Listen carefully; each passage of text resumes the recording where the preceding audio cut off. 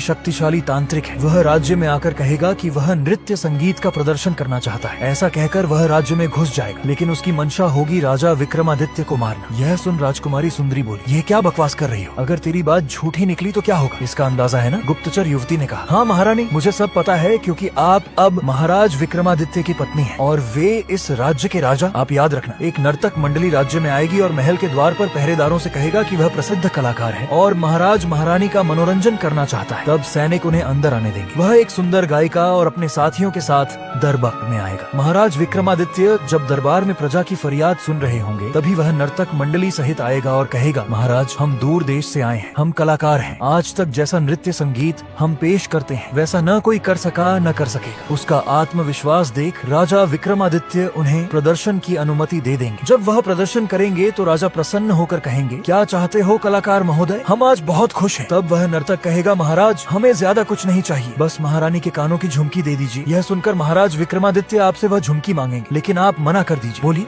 महाराज, मैं यह झुमकी नहीं दे सकती। अगर आपने गलती से भी झुमकी दे दी तो वह तांत्रिक अपनी शक्तियों से महाराज का अंत कर देगा, लेकिन अगर आपने नहीं दी तो महाराज कहेंगे, महारानी सुंदरी, हमारे वचन का मान रखिए, कृपया झुमकी दे दीजिए। ऐसा कहकर महाराज झुमकी उतारने की कोशिश करेंगे। जैसे ही ऐसा करें, आप झुमकी तोड़ दीजिए। झुमकी टूटते ही उसमें जड़े रत्न नीचे गिर जाएंगे। तब आप उस नर्तक को गौर से देखिएगा, वह बत्तख बन जाएगा और उन रत्नों को चोंच से चुगने दौड़ेगा। यही वह पल होगा जब अगर उसने रत्न चुग ली तो महाराज तुरंत मर जाएंगे, लेकिन अगर उस समय आपने उस बत्तख पर अपना खड़ाऊं से वार कर दिया तो उस दुष्ट का खात्मा हो जाएगा और महाराज बच जाएंगे। यह सुन महारानी सुंदरी का दिल धक से रह गया। एक तरफ गुस्सा उबाल मार रहा था, दूसरी तरफ डर की छाया गहराती जा रही थी। तभी एक दूत आता है और बोलता है, महारानी जी, महाराज ने आपको दरबार में बुलाया है। यह सुन महारानी सुंदरी ने पूछा, क्या हुआ? सब ठीक तो है ना? सैनिक बोला, जी महारानी, दरबार में एक नर्तक मंडली, एक गायिका और उसके साथियों सहित आई है। वह अपना कला प्रदर्शन करना चाहती है। कहती है कि ऐसा प्रदर्शन कोई सोच भी नहीं सकता। अब महारानी को समझते देर नहीं लगी कि गुप्तचर युवती की बात सच साबित हो रही है। महारानी तेज कदमों से दरबार पहुंचती है। राजा विक्रमादित्य अपनी महारानी सहित सिंहासन पर विराजमान है। पूरी प्रजा इकट्ठी है। सब नर्तक मंडली के प्रदर्शन की राह देख रहे हैं। अब वह मुख्य नर्तक हाथ ऊपर कर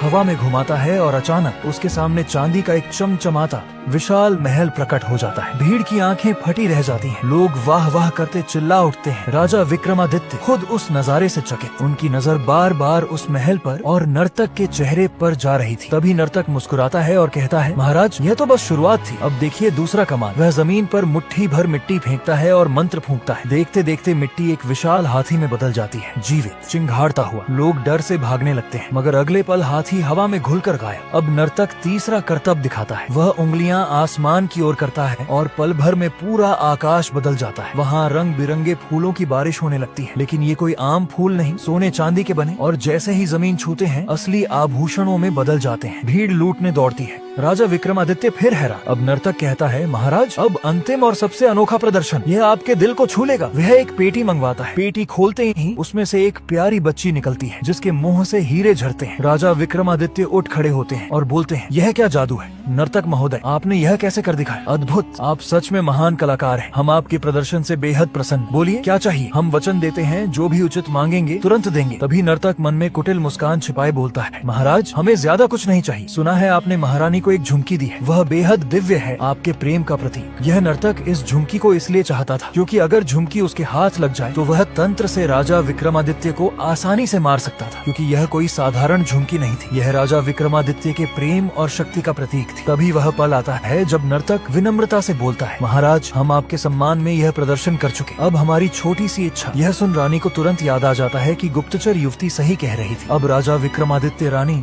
सुंदरी की ओर गंभीर नजरों से देखते हैं और बोलते हैं, महारानी सुंदरी, आप अपनी झुमकी दे दीजिए, क्योंकि नर्तक महोदय को हमने वचन दे दिया था कि जो मांगेंगे देंगे। अब वचन निभाने का समय है। और रही बात प्रेम की, तो प्रेम किसी वस्तु से नहीं बनता, वह तो भावनाओं का पवित्र बंधन है। तो महारानी, कृपया झुमकी मुझे दे दीजिए। महारानी सुंदरी गहन मौन में डूब जाती है। उनके चेहरे पर भावनाओं का तूफान उमड़ रहा था। अब वह सब समझ चुकी थी कि गुप्तचर की बात कड़वा सच थी। वह मन ही मन सोचती है, क्या कर, क्या यह प्रेम की अग्नि परीक्षा है या विश्वास की अंतिम घड़ी? तभी महाराज विक्रमादित्य पास आते हैं और बोलते हैं, महारानी, कृपया झुमकी दे दीजिए। तभी महारानी सुंदरी बोलती है, नहीं स्वामी, यह झुमकी हम आपको नहीं दे सकती, चाहे जो हो जाए, क्योंकि स्वामी, यह हमारे प्रेम का प्रतीक है और प्रेम का प्रतीक किसी को पुरस्कार में नहीं दिया जा सकता, चाहे वह कोई भी हो। महाराज, इससे मेरी भावनाएं जुड़ी हैं, मैं यह नहीं दे सकती। राजा विक्रमादित्य एक पल रुकते हैं। उनकी आंखों में दर्द झलकता है। फिर संयम से कहते हैं, महारानी, हम आपकी भावनाओं को समझते और सम्मान करते हैं, लेकिन हमने नर्तक को वचन दिया है, इसीलिए हमारे वचन का मान रखिए। अब वह धीरे धीरे महारानी की ओर हाथ बढ़ाते हैं झुमकी उतारने को,